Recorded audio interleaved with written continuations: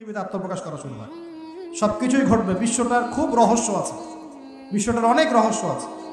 আল্লাহ পাক এগুলো খেলার ছলে সৃষ্টি করেন নাই, পরীক্ষা। লিয়াবলুয়াকুম আইয়ুকুম আহসানু আমালা, আল্লাহ পাক বলেছেন। এরপরে ইয়াজুজ আর মাজুজের সব প্রজাতি মারা যাবে।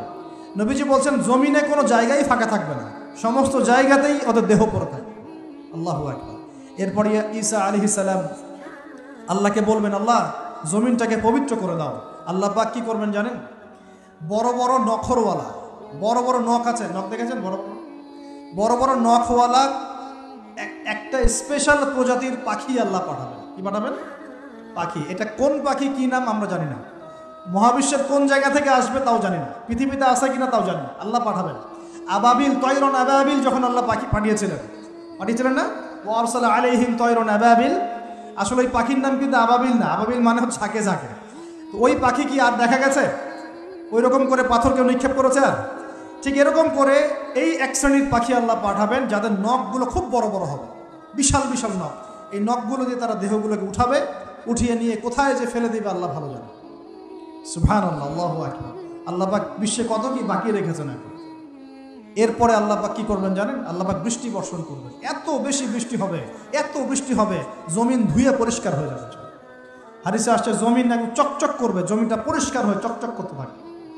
এরপরে কারণ ওই ভাইরাস তো ধুইতে হবে না, ভাইরাসকে ধুয়ে সাফ করতে হবে। তারপরে ঈসা আলাইহিস সালামের সময়ে বলা হচ্ছে, তার সময়ে একটা ডালিম, ডালিম দেখেছেন কিনা? আনার ডালিম। এই ডালিমের যে খোসা হয় না, এই ডালিমের খোসার নিচে একটা পুরো পরিবার আশ্রয় নিতে পারবে। কি বুঝলেন? এত বড় বড় ফল হবে, এত বরকত হবে জমিনের মধ্যে। কখন বরকত হয়? যখন একটা জনপদের অধিবাসীরা আল্লাহর সামনে আত্মসমর্পণ করে, তখন আল্লাহ বরকত দেয়। আমরা কি আত্মসমর্পণ করছি? এই জন্যই তো অর্থনৈতিক মন্দা চলছে। এমনি নাকি? সুদ খাচ্ছেন, দিব্যি ঘুষ খাচ্ছেন, দুর্নীতি করছেন, জেনা করছেন, মানুষের সম্পদ আত্মসাৎ করছেন, মাপে কম দিচ্ছেন, আবার নামাজও পড়ছেন। মাশাআল্লাহ। তো বরকত কোত্থেকে আসবে? তো বরকত তখন আসে যখন একটা কম আল্লাহর সামনে সম্পূর্ণ আত্মসমর্পণ করে। একটা ডালিম হবে, এটা রূপকথা নয়, এগুলা গান গল্প বলছি না। এই প্রতিটা কথা আল্লাহ পাকের ওহী থেকে আসছে, এর একটা কথা মিথ্যা হবে না ইনশাআল্লাহ তাআলা। বিশ্ববাসীরা দেখবে একটা ডালিমের নিচে একটা পরিবার আশ্রয় নিতে পারবে।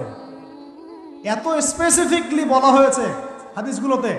নবী সাল্লাল্লাহু আলাইহি সাল্লাম বলেছেন যে 10 জন ঘোড়সওয়ার, কয়জন ঘোড়সওয়ার? 10 জন ঘোড়সওয়ার বের হবে ইমাম মাহদীর সময়, যারা খোঁজ নিতে যাবে যে দেখি দাজ্জাল বের হয়েছে কিনা। ঘোড়ায় করে খোঁজ নিতে যাবে, দেখি দাজ্জাল বের হয়েছে কিনা। ওই 10, নবীজি বলছেন আমি ওই 10 জনের নামও জানি, ওদের বাবার নামও জানি। সুবহান। এত স্পেসিফিক জ্ঞান দেওয়া হয়েছে আল্লাহর পক্ষ থেকে নবী সাল্লাল্লাহু আলাইহি ওয়াসাল্লামকে। তার হাদিস থেকে বলছি যে ডালিমের নিচে পরিবার আশ্রয় নিতে পারে। তো অনেকে হয়তো হাসবে, কি বলে একটু উল্টা পাল্টা কথা, তাই না? নাস্তিকরা মনে করতে পারে যে হাসবে, আরে হাহারি এক দিয়ে রেখে দেবে। এখন মানুষ ফেসবুকের মতো চিন্তা করে, ফেসবুকের মতো হাসে, ফেসবুকের মতো কাঁদে। মানুষ এখন রোবটিক হয়ে গেছে। ঠিক আছে? আচ্ছা, তো এরপর কি?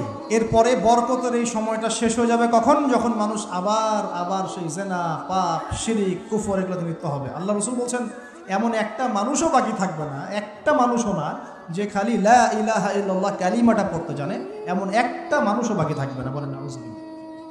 ওরা হবে এই পৃথিবীর সবচেয়ে নিকৃষ্ট মানুষ। ওদের চেয়ে নিকৃষ্ট কোনো মানুষ এই পৃথিবীতে হবে না। এখনো কি এরকম সময় আসে নাই? এখন কি লা ইলাহা ইল্লাল্লাহ আছে না? পূর্ণাঙ্গ প্রয়োগটা নাই, কিন্তু কালিমা তো আছে কি না? তখন নবীজি বলছেন এমন একটা যুগ আসবে যে লা ইলাহা ইল্লাল্লাহ বলার মতো একটা মানুষ খুঁজে পাওয়া যাবে না। আর মানুষ রাস্তাঘাটে কুকুরের মতো জেনা করবে। রাস্তাঘাটে কুকুর যেমন সঙ্গম করে না রাস্তাঘাটে, ওই রকম করে মানুষ রাস্তাঘাটে জেনা করবে। ওই সময়ে আল্লাহ রাব্বুল আলামিন পশ্চিম দিক থেকে সূর্য উঠাবে। কোন দিক থেকে? সূর্য সত্যি সত্যি পশ্চিম দিকে উঠবে। পৃথিবী একদিকে ঘুরছে না এখন? কে জানে আল্লাহ পাক পৃথিবীর ঘূর্ণন থামিয়ে উল্টা দিকে ঘোরাতে পারেন না? অবশ্যই পারেন। আল্লাহ পাকের জন্য এটা খালি বলা, কুন ফায়াকুন, হও হয়ে যাও, ব্যাস। আমি কয়েকদিন আগে রিপোর্ট দেখেছি, পৃথিবীর নিচে কিন্তু আগুনের স্তর আছে। আচ্ছা, জানেন তো? পৃথিবীর নিচে আগ্নেয়গিরিগুলো আছে। পৃথিবীর ভিতরেও একটা ঘূর্ণন হয়, সেই ঘূর্ণনের দিক পরিবর্তন হচ্ছে দিন দিন, এমনটা রিপোর্ট এসেছে। দেখেন, আপনি ইন্টারনেট ঘাটাঘাটি করেন। আর অনেকে রিপোর্ট করছে যে পৃথিবী আগে যে গতিতে ঘুরতো, এখন পৃথিবীর ঘূর্ণন গতি একটু বেড়ে গেছে। দেখেন রিপোর্ট দেখে। ঘূর্ণন গতি বেড়ে যাওয়ার মানে হচ্ছে টাইম দ্রুত পাস করবে। আর শেষ জামানার হাদিস এটাও আছে, সময় দ্রুত পাস করবে, আছে না? এটা হাদিস আছে। তো প্রিয় ভাইরা, এই সময় মানুষ খারাপ হওয়া শুরু করার পরে এমন খারাপ হবে, আল্লাহর নাম নেওয়ার মতো কোনো মানুষ থাকবে না, আল্লাহ আল্লাহ বলার মতো কোনো মানুষ থাকবে না। তখন পশ্চিম দিক থেকে সূর্য উঠবে।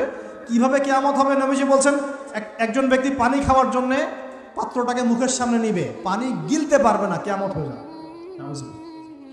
ইযা ওয়াকাআতিল ওয়াকিআ লাইসা লিওয়াকাআতিহা কাযিবা আল কারিআতু মাল কারিআ ওয়া মা আদরাকা মাল কারিআ, আছে না?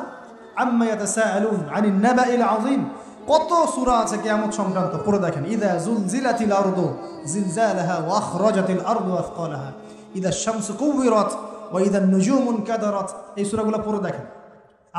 আম্মা পারার শেষ পারাটা, যেটা 30তম পারা, এর সূরাগুলো পড়ে দেখেন। কিয়ামত চোখে দেখতে পারবেন ইনশাআল্লাহ। সিংহায় ফুঁক দেওয়া হবে। আল্লাহ পাকের ফেরেশতার এত ক্ষমতা আল্লাহ দিয়েছেন, একটা ফুয়ে পুরো মহাবিশ্ব ধ্বংস হয়ে যাবে ইনশাআল্লাহ।